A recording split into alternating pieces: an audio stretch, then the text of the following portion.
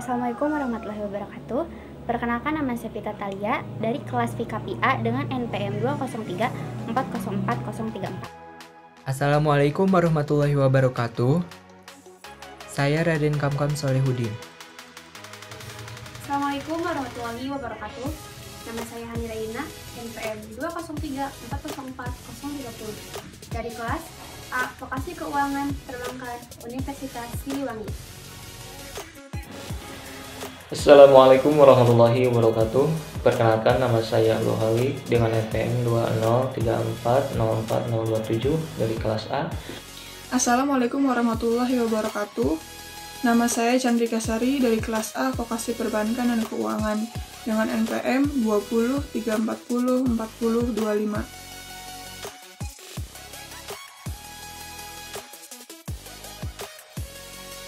Di sini saya akan menjelaskan tentang Pancasila sebagai dasar nilai pengembangan ilmu. Hakikat ilmu pengetahuan. Apa sih ilmu itu? Kata ilmu berasal dari bahasa Arab alima dan berarti pengetahuan. Pemakaian kata ini dalam bahasa Indonesia kita ekuivalenkan dengan istilah skin. Skin berasal dari bahasa Latin scio, scire yang juga berarti pengetahuan. Apa sih pengetahuan ilmu itu? Menurut Swayadi 2016, ilmu mengandung 3 kategori. Yang pertama, hipotesis, teori, dan dalil hukum. Dalam kajian ilmiah, kalau data yang baru terkumpul sedikit atau belum cukup, ilmuwan baru hanya mengeluarkan hipotesis. Hipotesis ialah dugaan pikiran berdasarkan sejumlah data. Apabila data itu valid, hipotesis akan menjadi tesis atau hipotesis menjadi teori. Yang selanjutnya yaitu pengetahuan. Secara etimologis, pengetahuan berasal dari kata dalam bahasa Inggris yaitu knowledge, bahwa definisi pengetahuan adalah kepercayaan yang benar. Pengetahuan yang dimiliki manusia ada 4, yakni yang pertama, pengetahuan biasa, yaitu pengetahuan yang dalam filsafat dikatakan dengan istilah common sense, sering diartikan dengan good sense karena seseorang memiliki sesuatu di mana ia menerima secara baik. Yang kedua, pengetahuan ilmu, yaitu ilmu sebagai terjemahan dari skills yang pada prinsipnya merupakan usaha untuk mengorganisasikan dan mensistematisasikan common sense, suatu pengetahuan yang berasal dari pengalaman dan pengamatan dalam kehidupan sehari-hari.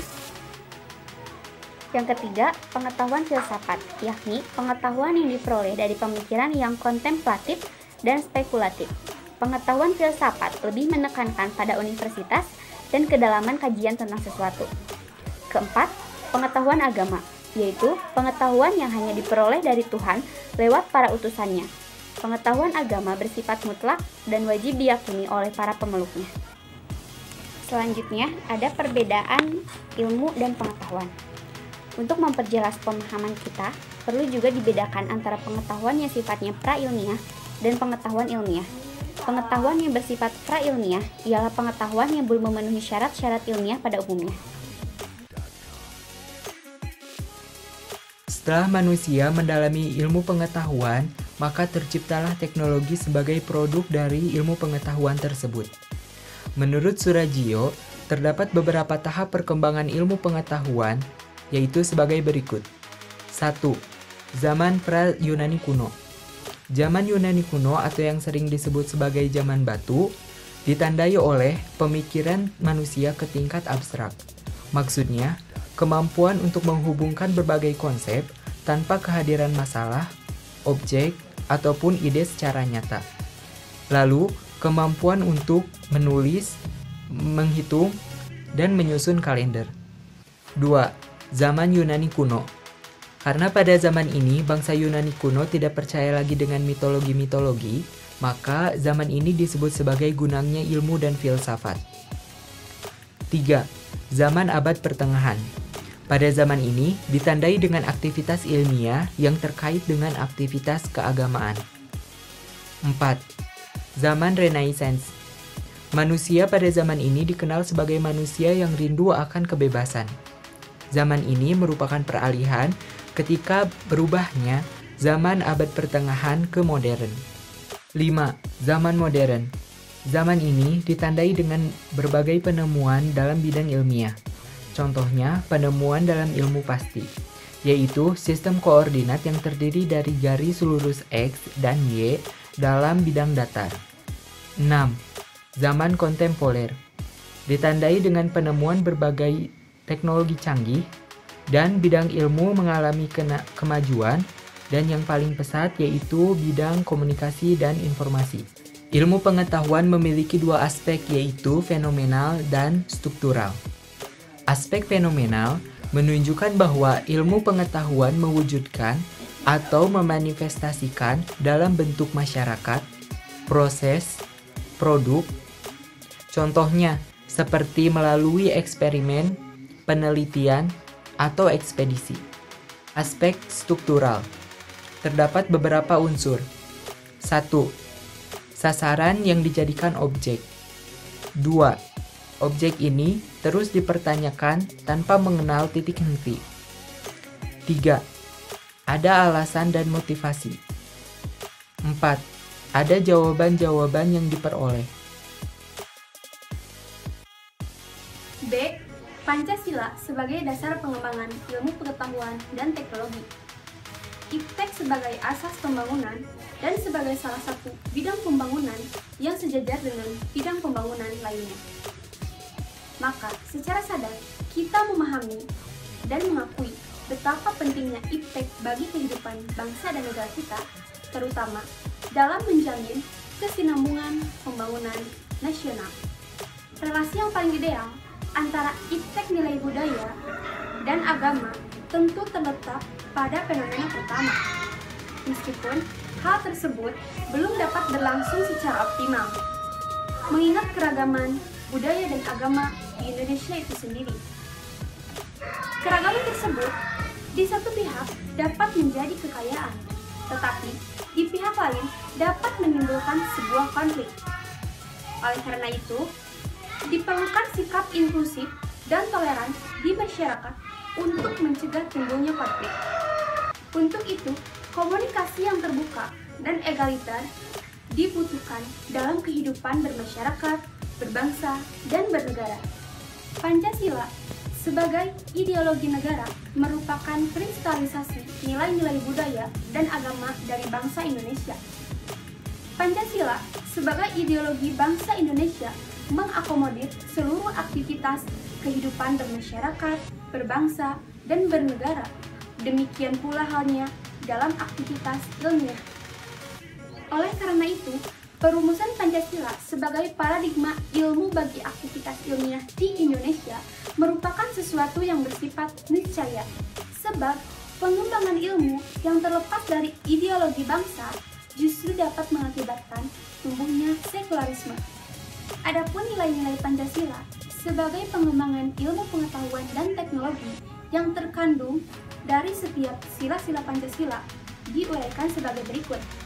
Yang pertama, nilai ketuhanan sebagai dasar pengembangan ilmu. Sila pertama yang berbunyi ketuhanan yang Maha Esa. Sila ini memberikan dasar bahwa IPTEK tidak hanya memikirkan apa yang ditemukan, apa yang dibuktikan, dan apa yang diciptakan, tetapi juga harus dipertimbangkan maksud dan akibatnya.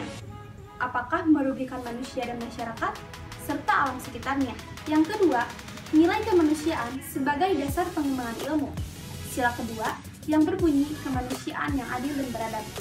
Sila ini memberikan dasar-dasar moralis bahwa manusia dalam mengembangkan IPTEK harus dengan cara-cara yang beradab, harus berdasarkan pada hakikat tujuan dan demi kesejahteraan umat manusia.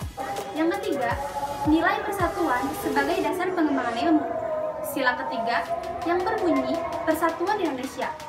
Sila ini mendasari bahwa IPTEK hendaknya dapat menumbuhkan rasa nasionalisme, rasa kebesaran bangsa, serta rasa keluhuran bangsa sebagai bagian dari umat manusia di dunia. Yang keempat, nilai kerakyatan sebagai dasar pengembangan ilmu. Sila keempat yang berbunyi kerakyatan yang dipimpin oleh hikmat kebijaksanaan dalam permusyawaratan perwakilan. Sila ini mendasari bahwa pengembangan IPTEK haruslah bersifat demokratis, yang artinya ilmuwan memiliki kebebasan untuk mengembangkan IPTEK. Namun, ilmuwan juga harus menghargai dan menghormati kebebasan orang lain. Yang kelima, Nilai keadilan sebagai dasar pengembangan ilmu. Sila kelima yang berbunyi keadilan sosial bagi seluruh rakyat Indonesia. Sila ini sebagai dasar dalam pengembangan iptek, dalam menjaga keseimbangan, keadilan dalam kehidupan kemanusiaan. Kelima nilai dasar Pancasila tersebut yakni ketuhanan, kemanusiaan, persatuan, kerakyatan, dan keadilan merupakan fondasi yang sangat kuat bagi bangsa Indonesia untuk mengembangkan iptek. Bagian C dengan judul Urgensi kedudukan Pancasila sebagai dasar pengembangan ilmu pengetahuan dan teknologi. Urgensi Pancasila sebagai dasar nilai pengembangan ilmu. Kemajuan ilmu pengetahuan dan teknologi tidak selalu memberikan dampak positif bagi proses kemandirian dan sikap menghargai hasil produksi dalam negeri. Bahkan tidak jarang karena kemajuan tersebut generasi muda kehilangan spirit dalam mempertahankan nilai-nilai budaya bangsa yang sudah tertanam sejak dahulu kala.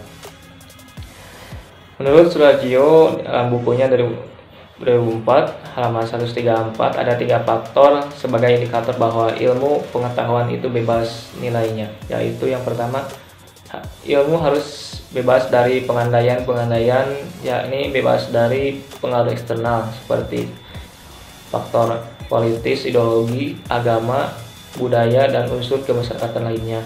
Yang kedua, perlunya kebebasan usaha ilmiah agar otonom ilmu pengetahuan terjamin. Yang ketiga, penelitian ilmiah tidak luput dari pertimbangan etis yang sering dituding menghambat kemajuan ilmu. Namun, menurut Sastra Prateja pada bukunya tahun 2006 halaman 52-53, setiap ideologi negara harus mampu kedudukan Pancasila sebagai landasan kebijakan pengembangan ilmu pengetahuan teknologi. Diantaranya adalah yang pertama, pengembangan ilmu pengetahuan harus menghormati keyakinan religius masyarakat. Yang kedua, ilmu pengetahuan ditujukan bagi pengembangan kemanusiaan dan dituntun oleh nilai-nilai etis yang berdasarkan kemanusiaan. Yang ketiga, ilmu pengetahuan dan teknologi unsur yang menghomogenisasikan budaya, unsur mempersatukan dan memungkinkan komunikasi antar masyarakat. Yang keempat, prinsip demokrasi akan menuntut bahwa penguasaan ilmu pengetahuan dan teknologi harus merata ke semua lini masyarakat. Yang kelima, yang terakhir, kesenjangan dalam penguasaan ilmu teknologi harus dipersempit. Dan masih menurut Sastra Prateja dalam bukunya halaman 53, Pancasila sebagai landasan etika pengembangan ilmu pengetahuan dan teknologi adalah yang pertama, pengembangan ilmu pengetahuan dan teknologi harus menghormati martabat manusia, misalnya dalam rekayasa genetik. Yang kedua, ilmu pengetahuan dan teknologi harus meningkatkan kualitas hidup manusia. Yang ketiga, pengembangan ilmu pengetahuan dan teknologi harus membantu pemekaran komunitas manusia, baik itu lokal, nasional maupun global. Yang keempat, ilmu pengetahuan dan teknologi harus terbuka untuk masyarakat luas.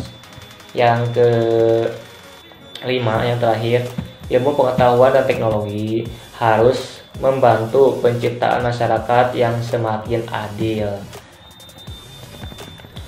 Konsep Pancasila sebagai dasar pengembangan ilmu mengacu pada beberapa jenis pemahaman, di antaranya A.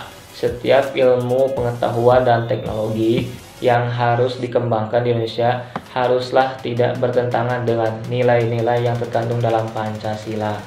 Yang kedua, setiap ilmu pengetahuan dan teknologi yang menyertakan nilai Pancasila sebagai faktor internal pengembangan ilmu pengetahuan itu sendiri. Yang ketiga, atau C, nilai-nilai pengembangan berpengaruh sebagai rambu normatif bagi pengembangan ilmu pengetahuan dan teknologi di Indonesia.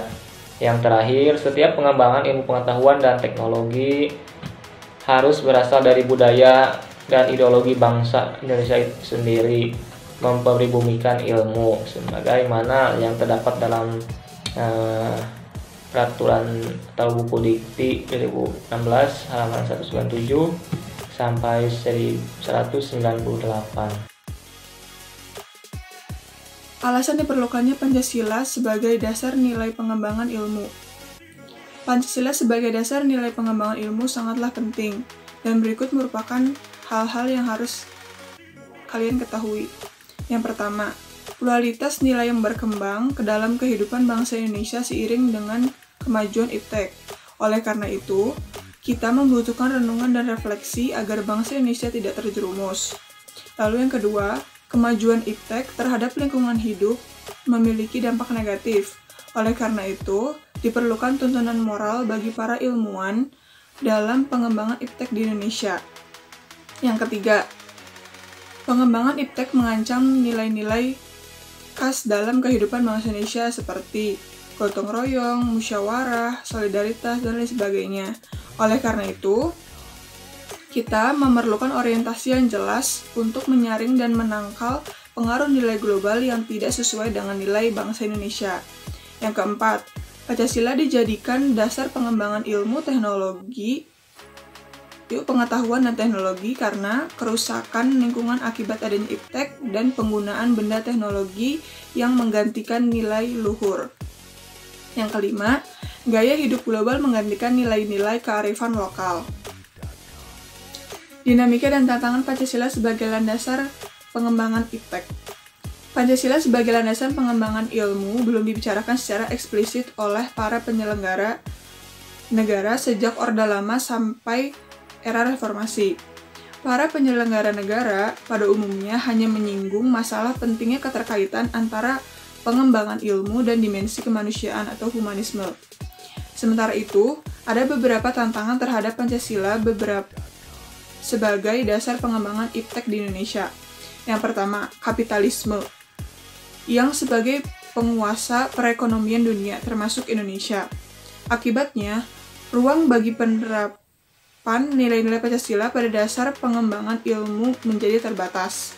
Lalu yang kedua, globalisasi yang menyebabkan lemahnya daya saing bangsa Indonesia dalam pengembangan iptek, sehingga Indonesia lebih berkedudukan sebagai konsumen daripada produsen dari negara-negara lainnya. Lalu yang ketiga, konsumerisme yang menyebabkan Indonesia sebagai pasar bagi produk negara lain yang lebih maju. Lalu yang terakhir, pragmatisme yang berorientasi pada 3 ciri, yaitu keberhasilan, kepuasan, dan hasil, mewarnai perilaku kehidupan sebagian besar masyarakat Indonesia. Hubungan Pancasila dengan saya sekarang kuliah di program studi perbankan dan keuangan sangat begitu berkaitan. Pada Undang-Undang Nomor 10 Tahun 1998 dijelaskan bahwa salah satu tujuan dari perbankan Indonesia adalah pemerataan sebagai wujud dari nilai keadilan sosial. Tetapi dalam undang-undang tersebut belum diatur proses menuju pemerataan yang berlandaskan kepada nilai ketuhanan, nilai kemanusiaan, nilai persatuan, dan nilai kerakyatan, dan penambahan peraturan perbankan Indonesia untuk menjalankan proses pemerataan ekonomi dan mengatur penghimpunan dana dari masyarakat serta menjaga kestabilan keuangan negara Republik Indonesia. Nah, dari saya sekarang ini kuliah di jurusan perbankan sangat berkaitan sekali dengan antara Pancasila dengan proses bagaimana sirkulasi keuangan perbankan yang ada di Indonesia diatur dalam Pancasila, undang-undang itu sendiri. 2. Dalam sila ketiga Pancasila mengharapkan dalam setiap pembuatan ataupun penerapan hukum hendaknya senantiasa dalam paradigma untuk keutuhan dan kejayaan bangsa Indonesia. Begitupun dalam kenyataan permasalahan perbankan, kebijakan pemerintah Indonesia dengan program-program yang dapat memulihkan kepercayaan masyarakat internasional. Yang ketiga, dalam dunia kerja perbankan, keberadaan Bank Syariah di Indonesia mengemban amanat Undang-Undang Dasar 1945 untuk menjalankan tugas pemerataan ekonomi dalam rangka mensejahterakan penduduk Indonesia yang adil dan maslahah berdasarkan prinsip-prinsip syariah yang sesuai dengan penerapan sila kedua, yaitu kemanusiaan yang adil dan beradab. Kesan kami selama belajar mata kuliah pendidikan Pancasila itu, kita merasa nyaman karena Pak Adi itu mendidik kita sebagai mahasiswa untuk mandiri, karena Pak Adi mendidik kita untuk belajar terlebih dahulu, membaca terlebih dahulu setiap babnya. Lalu kalau misalkan ada yang ingin ditanyakan, silakan ditanyakan secara keseluruhan. Nah, terus untuk saat tatap muka, kita juga ngerasa nyaman karena Pak Adi beliau memang orangnya humoris. Jadi kita sebagai mahasiswa tidak tegang sama sekali gitu. Nah, untuk tugasnya Pak Adi juga memberikan waktu tenggat yang cukup lama. Jadi kita sebagai mahasiswa juga ngerasa nyaman dan santai untuk mengerjakan tugas-tugas dari beliau gitu. Karena tugas dari beliau memang banyak, cuman karena tenggat waktu yang cukup lama, jadi kita juga bisa nyicil gitu untuk ngerjainnya. Segitu aja sih kesan dari kami. Jadi kita ngerasa nyaman juga, ngerasa tidak tegang juga gitu. Jadi cukup nyaman belajar dengan Pak Adi gitu. Pesan dari kami selama mata kuliah pendidikan Pancasila, semoga Bapak Kosasih Adi Saputra SPD MPD dapat terus mempertahankan cara mengajar yang santai namun tetap memberikan manfaat bagi kita semua. Semakin sukses, semoga semakin banyak buku yang dirilis. Tetap menjadi dosen yang menyenangkan dan dicintai semua orang.